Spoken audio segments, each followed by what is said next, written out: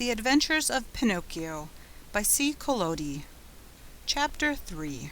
As soon as he gets home, Geppetto fashions the marionette and calls it Pinocchio. The first pranks of the marionette. Little as Geppetto's house was, it was neat and comfortable. It was a small room on the ground floor, with a tiny window under the stairway. The furniture could not have been much simpler. A very old chair, a rickety old bed, and a tumble-down table. A fireplace full of burning logs was painted on the wall opposite the door. Over the fire there was painted a pot full of something which kept boiling happily away and sending up clouds of what looked like real steam. As soon as he reached home, Geppetto took his tools and began to cut and shape the wood into a marionette. "What shall I call him?" he said to himself. "I think I'll call him Pinocchio. This name will make his fortune. I knew a whole family of Pinocchi once. Pinocchio the father, Pinocchia the mother, and Pinocchi the children. And they were all lucky. The richest of them begged for his living." After choosing the name for his marionette, Geppetto set seriously to work to make the hair, the forehead, the eyes.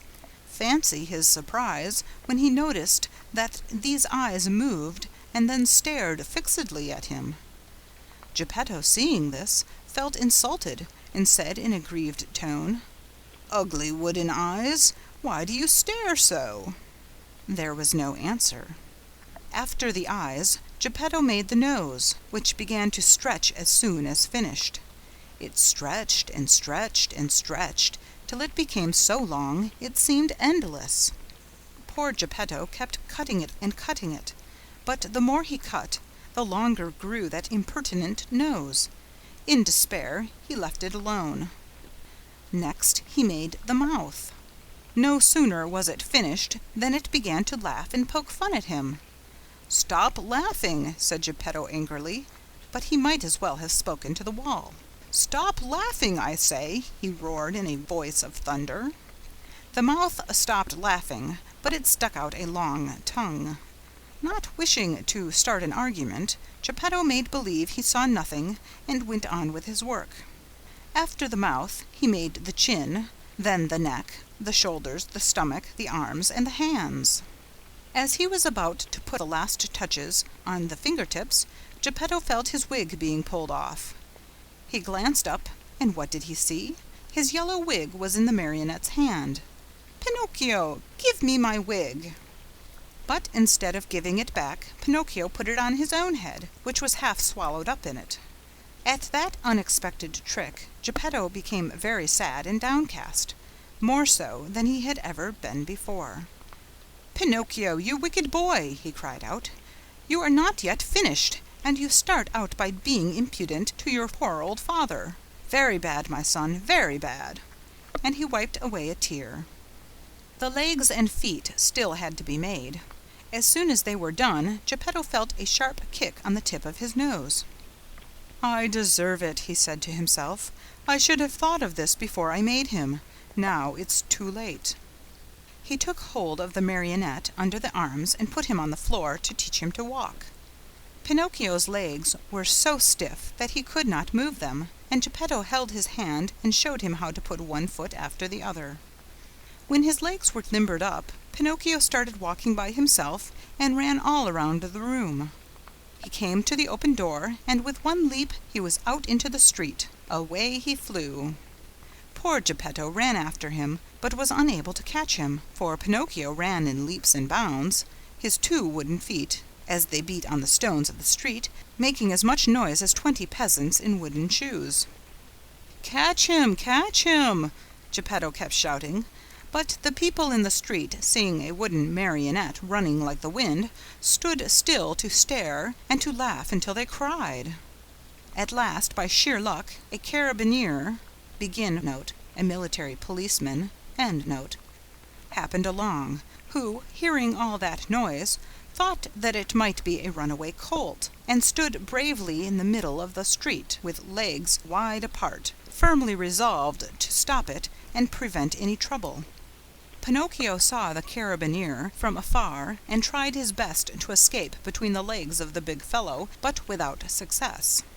The carabineer grabbed him by the nose, it was an extremely long one, and seemed made on purpose for that very thing, and returned him to Maestro Geppetto.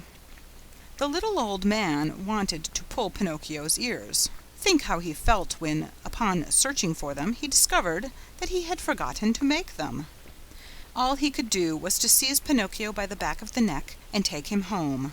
As he was doing so, he shook him 2 or 3 times and said to him angrily, "We're going home now. When we get home, then we'll settle this matter." Pinocchio, on hearing this, threw himself on the ground and refused to take another step.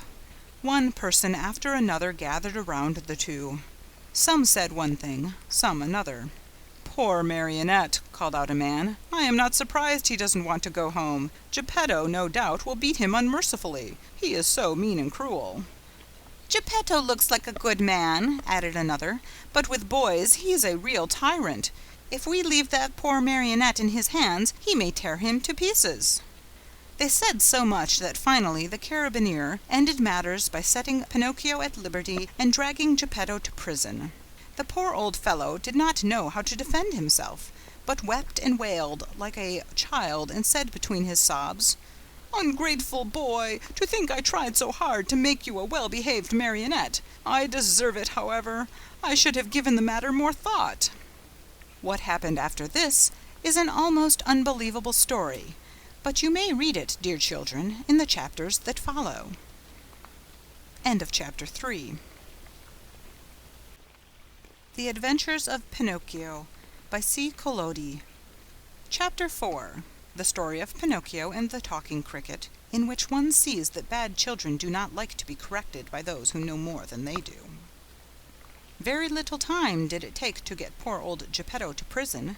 In the meantime, that rascal Pinocchio, free now from the clutches of the carabineer, was running wildly across the fields and meadows, taking one short-cut after another toward home.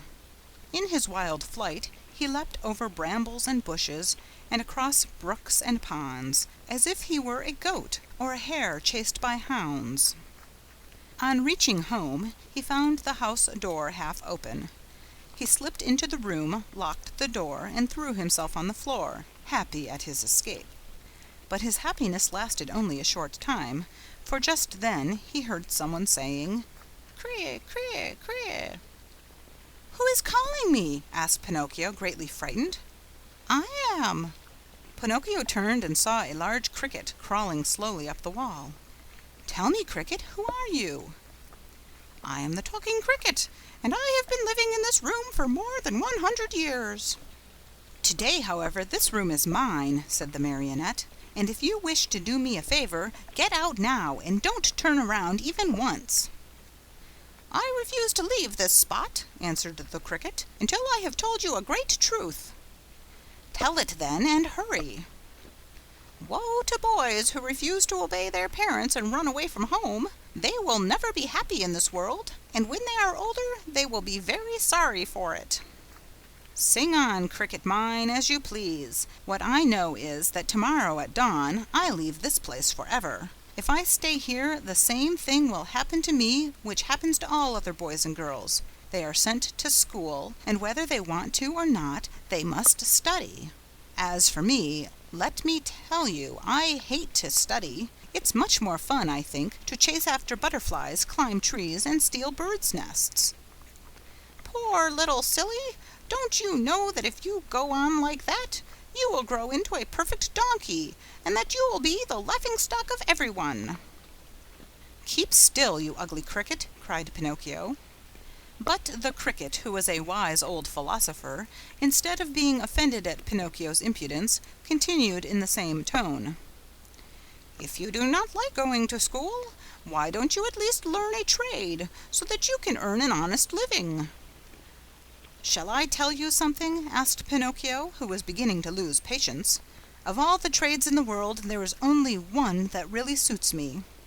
"And what can that be?"